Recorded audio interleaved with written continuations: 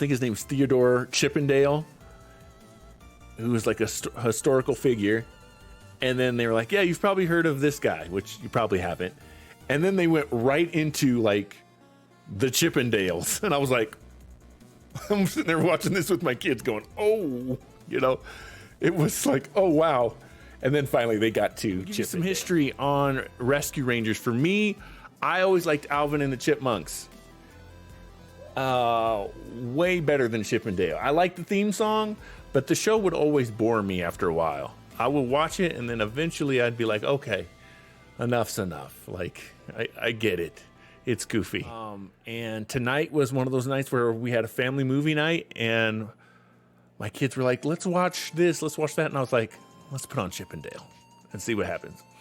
And guys, I got to tell you, this is a must watch movie. If you've ever watched, ever watched the show, even half an episode, this movie was really dope. Get clearance for any of this stuff. Sometimes they don't. They just kind of change the names of things. The Simpsons. You've probably heard by now that Ugly Sonic is in this movie. And he wasn't just like a cameo. Like Ugly Sonic was a main character. And like, share, subscribe. Make sure you sub to the channel. Helps us out. We're trying to get to 500 selectors by the end of. Eyes were off a little bit. So it was really this like, it looks real, but it doesn't. They explain that in the movie. How did they get Batman?